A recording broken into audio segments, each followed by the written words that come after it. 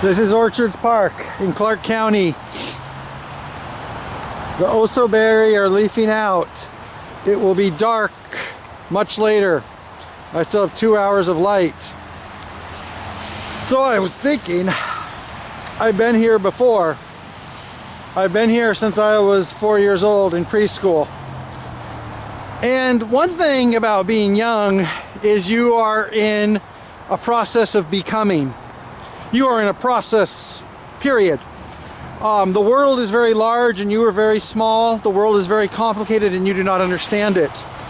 So as a child, you're in a state of becoming, changing, growing.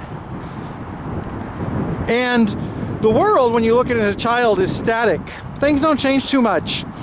The parks are where they are because, you know, a year or two is a long time when you're a child.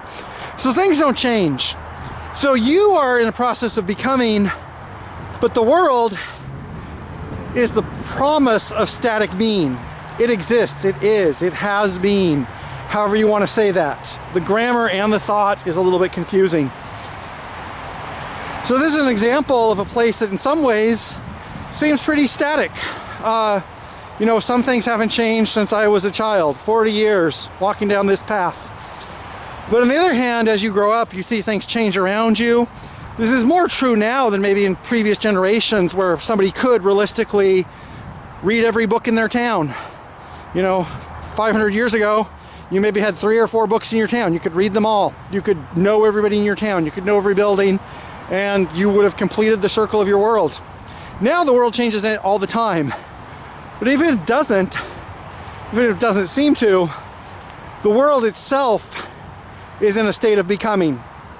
So instead of that becoming as a person having a goal of static mean, however theoretical, you realize that the static mean that you're working towards maybe isn't there. And so that life becomes becoming towards becoming, becomes a life becomes a process of processes.